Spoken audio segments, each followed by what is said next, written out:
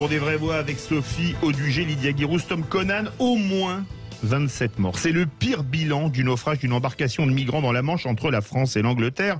Une nouvelle crise des migrants puisqu'il y a quelques jours, c'était à la frontière entre la Biélorussie et la Pologne que se déroulait un autre drame avec des migrants morts de froid. Depuis des années, on se demande comment résoudre une crise qui a lieu outre dans la Manche, mais aussi en Méditerranée, à Lampedusa ou Lesbos, ou encore à l'est de l'Europe. L'Europe paraissant totalement impuissante pour faire face aux vagues de migrants illégaux. D'où notre premier débat. L'Europe est-elle encore capable de gérer la crise migratoire? Et vous êtes 94,5% à dire non sur Twitter. Avec nous, Christophe Combe, directeur général de la Croix-Rouge française, auteur du livre « L'humanité ne se négocie pas », publié aux éditions de l'Aube, collection Paroles d'acteurs. Bonsoir. Bonsoir. La jungle de Calais a commencé en 2002 avec la fermeture du centre de Sangatte. Elle a été fermée en 2016 et manifestement, les problèmes perdurent. La situation est toujours la même dans les Hauts-de-France, où on voit des personnes en errance qui habitent dans des campements informels. Donc on voit que la situation n'a pas évolué. Il y a toujours beaucoup de monde qui se retrouve dans une situation humanitaire absolument épouvantable. Des personnes qui ne peuvent pas se reposer, des personnes qui ne peuvent pas non plus être accompagnées par les humanitaires. Au motif que cet accompagnement humanitaire créerait un appel d'air. Et donc, on nous empêche de faire notre travail aujourd'hui. Et cette situation est absolument dramatique. Elle a conduit au drame qu'on a vu hier et qui n'est pas une surprise pour nous qui alertons depuis très longtemps sur cette situation. Lydia Guirousse. Quand vous dites qu'on vous empêche de faire votre travail d'humanitaire, c'est l'État français, le gouvernement, le ministère de l'Intérieur qui l'empêche ?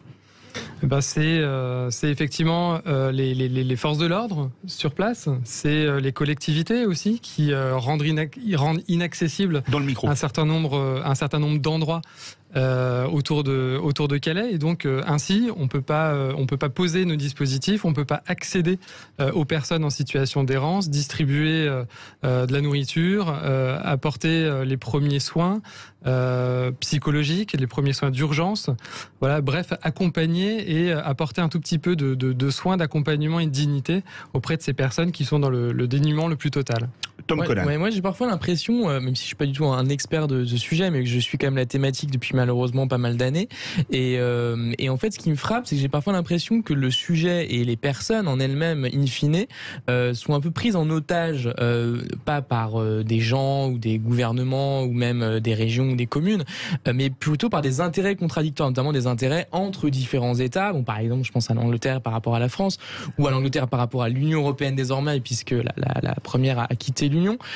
Et donc, est-ce que c'est pas des enjeux qui ensuite ont des concrétisations très très immédiates et qui compliquent ensuite les tâches? Pas parce que à haut niveau, il s'agit de pas trop donner de signes dans un sens ou dans un autre, et donc finalement, d'un point de vue symbolique, de pas trop donner ou de vous voyez ce que je veux dire, d'essayer un peu d'arbitrer en mettant les gens un peu dans un étau et donc en les prenant d'une certaine façon en otage.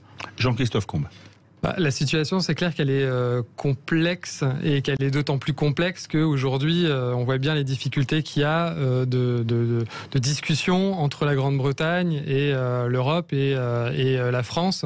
On dit c'est qu'aujourd'hui, il y a très peu de voies légales d'accès à la Grande-Bretagne. C'est-à-dire que la Grande-Bretagne, aujourd'hui, a une politique migratoire qui est extrêmement stricte, refuse d'ailleurs de mettre en œuvre un certain nombre de principes fondamentaux du droit international, refuse et limite fortement le rapprochement familial, parce qu'il y a beaucoup parmi ces migrants de personnes qui ont leur famille, qui vivent en Grande-Bretagne et qui légitimement essayent de les retrouver. C'est un pays qui, aujourd'hui, à la frontière, ne prend pas en considération les demandes d'asile de la part de ces migrants. Donc, évidemment, ça complexifie fortement les choses, et ça pousse, en fait, ces personnes à prendre des risques qui sont inconsidérés, en tout cas qu'elles ne prendraient pas si ces voies légales d'accès existaient. Et c'est clair que aujourd'hui, ces migrants, ils sont coincés dans une situation complexe, avec un droit qui est extrêmement complexe. Le droit européen, d'ailleurs, en la matière, est quand même aussi assez complexe. Tous les processus de Dublin, etc., empêchent un certain nombre de migrants de déposer des demandes d'asile en France, et donc leur empêche d'avoir des perspectives sur notre territoire. Moi, je voudrais revenir vraiment à la situation de ce qu'on voit nous en tant qu'humanitaire.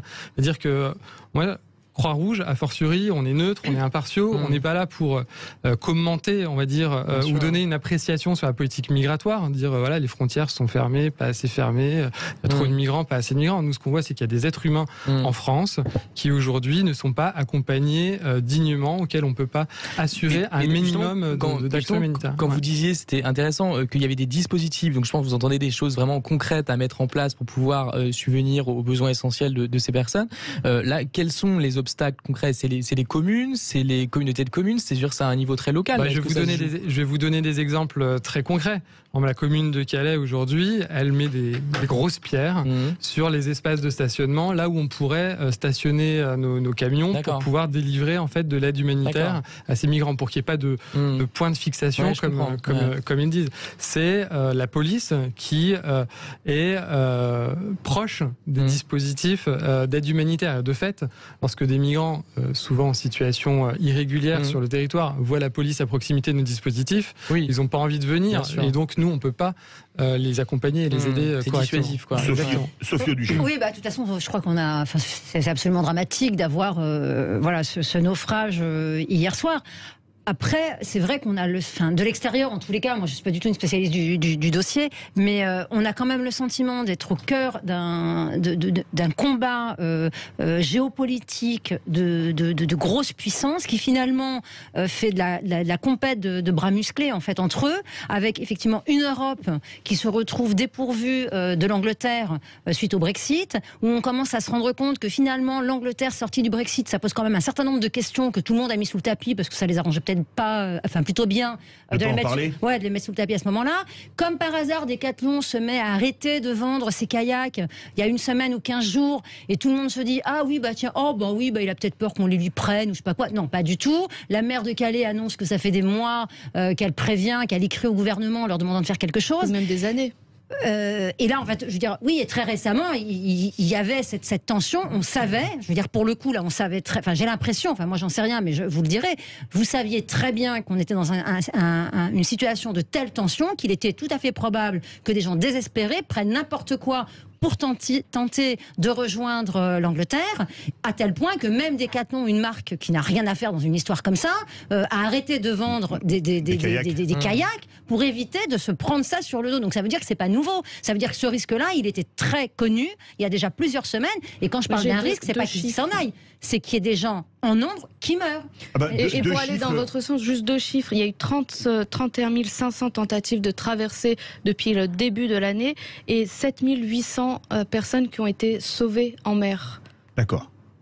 Jean-Christophe Combe, entre Sophie Audugé et les chiffres de Lydia Guirous, je vais vous faire une remarque, c'est ce qu'a dit Sophie Audugé, le bras de fer avec des grandes puissances. Quand on voit que la Turquie a fait du chantage sur les migrants, notamment vers l'île de Lesbos. Quand on voit ce qui se passe en Libye, notamment en allant vers Lampedusa, ou quand on voit, il y a quelques jours, la Biélorussie qui fait un chantage aux migrants à l'est de l'Europe, est-ce que c'est pas vrai, comme le dit Sophie Audugé, les migrants sont devenus un chantage de certaines grandes puissances, la Biélorussie la Russie via peut-être la Biélorussie, et la Turquie contre l'Europe? Bien sûr, mais ce qu'on peut regretter, c'est qu'aujourd'hui, c'est-à-dire qu'il n'y a plus aucune limite. C'est-à-dire qu'on utilise des êtres humains pour faire pression, comme une arme dans un combat, dans un rapport de force géopolitique. C'est l'otage. C'est ça qui est incroyable. C'est pour ça d'ailleurs que mon livre s'appelle «L'humanité ne se négocie pas», parce que ce qui est invraisemblable dans le monde dans lequel on vit aujourd'hui, c'est que des principes simples, on est tous des êtres humains qui jusqu'à présent étaient défendus fortement par les pays occidentaux, par le droit international humanitaire. Bien aujourd'hui, tout ça compte plus, c'est remis en cause. C'est-à-dire qu'il n'y a plus de limite, en fait, dans la façon dont les États aujourd'hui s'opposent. Et sur la question des limites, juste un point, ça me fait penser en fait à la liberté de la presse. Et vous savez, on a tous en tête ces images de journalistes avec un gilet pare-balles sur lequel on voit marqué presse en anglais, et effectivement qui est un peu un symbole de cette liberté qui est censée quand même être respectée dans toutes les circonstances, en tout cas qui protège un minimum les photographes, les reporters sur place.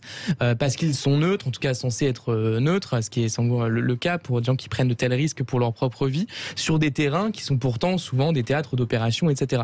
Et donc, et effectivement, ça nous paraîtrait invraisemblable que des journalistes, et ça paraît toujours invraisemblable que les journalistes ne puissent pas intervenir dans des cas comme ça, ne serait-ce que pour pouvoir effectivement diffuser ensuite l'information. Donc là, c'est un peu le même principe, c'est-à-dire effectivement jusqu'où pourra aller cette politique-là dans la concrétisation sur les corps. Jean-Christophe Combe et Lydia Guirousse. Ouais, c'est intéressant parce que le parallèle, c'est exactement la même chose pour les travailleurs humanitaires. En fait, ils sont neutres, ils sont protégés par le droit international humanitaire. Normalement, on doit les laisser accéder en tout temps et dans tout espace ou dans toutes circonstances aux personnes qui en ont besoin. C'est un principe de base. Et aujourd'hui, même ça, on voit que c'est remis en cause. On voit que il y a régulièrement des délégués du Comité international de la Croix-Rouge dans les pays en Afrique notamment qui sont tués.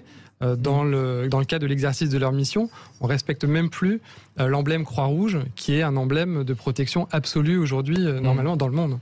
Lydia Guirousse. Alors, c'est vrai qu'il y a un devoir d'humanité et d'aide avec ces migrants qui sont instrumentalisés parfois par des dictateurs pour en faire une sorte de chantage. Certains font le procès aux organisations humanitaires d'être un peu finalement ceux qui aident les passeurs. Qu'est-ce que vous leur répondez? Et par ailleurs, l'organisme Oxfam, qui est dirigé, il me semble, par Cécile Duflot, a attaqué l'État pour inaction climatique. Est-ce que vous envisagez, puisque vous nous avez indiqué que vous étiez empêché dans votre action humanitaire auprès des migrants, d'attaquer peut-être l'État qui vous empêche d'agir auprès de ces migrants et de faire votre devoir d'humanitaire?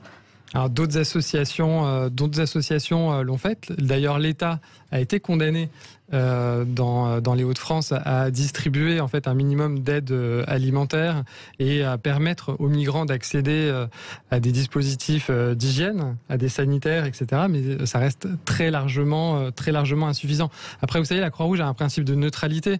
Donc en fait, en règle générale, on prend très peu la parole publiquement et puis on a peu recours à la justice. On essaye d'user de quelque chose qui s'appelle la diplomatie humanitaire, voilà, la diplomatie silencieuse. Je passe beaucoup de temps avec différentes autorités pour essayer de trouver des voies et moyens justement pour résoudre ces problèmes sans en faire état publiquement. Mais la situation est telle aujourd'hui que je crois que nous avons le devoir d'en parler et puis d'alerter la situation et d'amener un peu d'humanité dans ce débat. Sophie Audugé. Mais est-ce que justement, c'est pas un nouveau paradigme de la diplomatie internationale? Est-ce que c'est pas aussi le signe d'une perte de positionnement dans la diplomatie internationale, qui est la place qu'occupait la France avant?